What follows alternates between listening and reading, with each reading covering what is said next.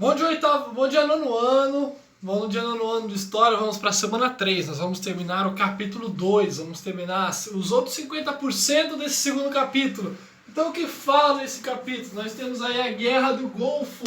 Guerra que ocorreu no Iraque, né? Então nós temos a primeira Guerra do Golfo e a segunda, que é mais falada, mais chamada como Guerra do Iraque, e já vai ser o nosso século, né? Então o que acontece? O Saddam Hussein, que nós estudamos na aula passada, ele ascende, ele chega ao poder no Iraque e ele começa a nacionalizar o petróleo. O petróleo é o principal produto do planeta, tá?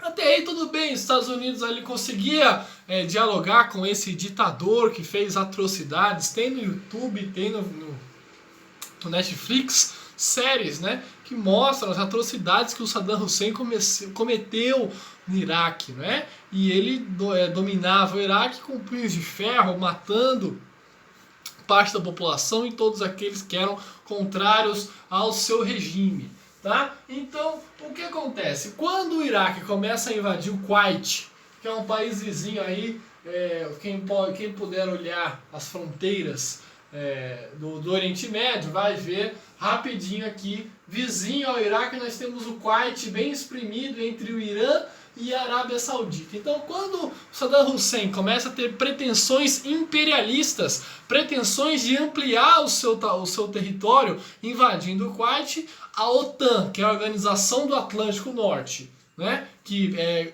liderada pelos Estados Unidos, ordena uma desocupação. O Saddam Hussein não cumpre e, obviamente, as tropas internacionais chefiadas por Estados Unidos, Canadá, França e Inglaterra invadem o Iraque e retiram o Iraque do Kuwait.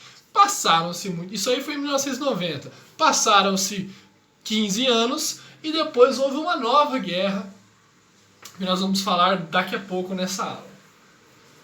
Afeganistão. O Afeganistão é a mesma coisa. O Afeganistão é uma região do Oriente Médio e ela sofreu com as influências dos Estados Unidos e União Soviética ali, buscando alinhar a sua política à Guerra Fria, ao contexto da Guerra Fria, né? E o que acontece? Lá também surge um líder, não político ditador, mas um líder terrorista, o Saddam Hussein não, o Osama Bin Laden, que obviamente eu acho que todo mundo conhece, o Osama Bin Laden. O Osama Bin Laden ele foi treinado pelos próprios Estados Unidos para evitar uma revolução socialista no Afeganistão. E aí, quando chega o século XXI, aí nós não sabemos qual é a versão oficial, tá? Vamos seguir a versão que a apostila fala.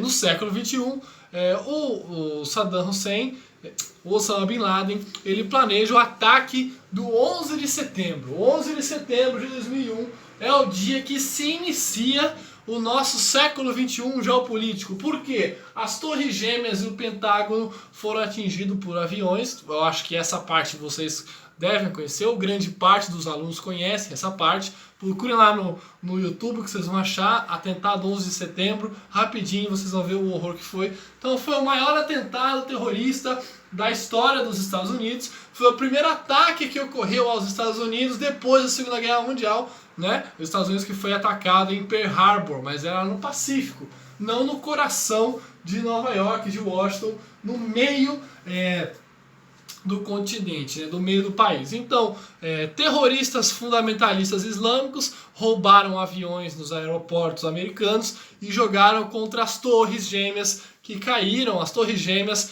que eram um símbolo do imperialismo americano, eram grandes centros comerciais com dezenas e dezenas de andares. Por muito tempo foi o maior prédio do mundo, né? E desabou com o choque desses aviões. Outro avião foi mandado para o Pentágono, tá? E outro avião para a Casa Branca. Um desses aviões foi abatido pelas tropas, né, americanas, mas a versão oficial fala que os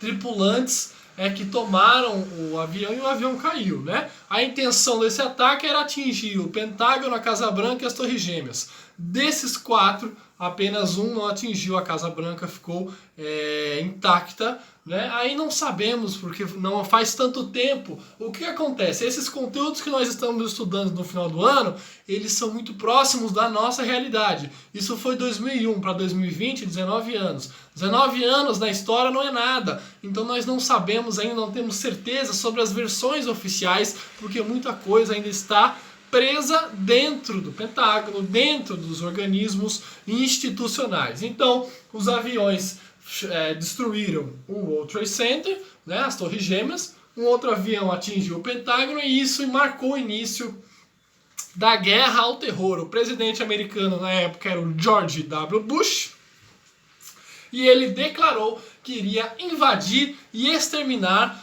todos os grupos terroristas e todos os países que apoiavam grupos terroristas no planeta. Então, a partir de 2001, se inicia a Guerra ao Terror, esse período histórico. A primeira invasão foi no Afeganistão para caçar o Osama Bin Laden. Eles tomaram o Afeganistão, que é a Guerra do Afeganistão,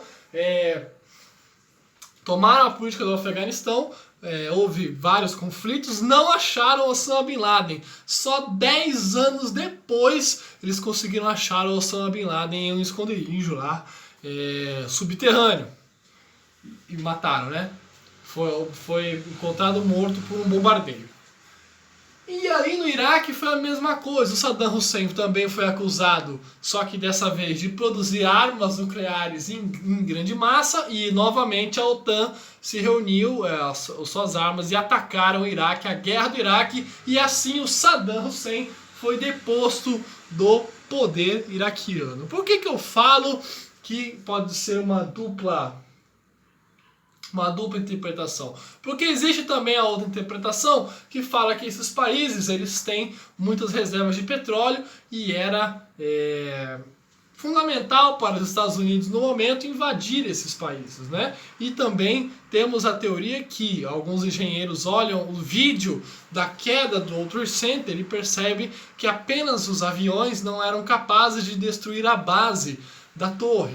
Vejam um vídeo no YouTube, a base da torre. O que acontece? Então que deveria ter explosivos no prédio. Aí não se sabe se eram explosivos dos terroristas ou implantados ali por alguém dos próprios Estados Unidos. Então temos ainda uma parte obscura dessa história americana, tá bom?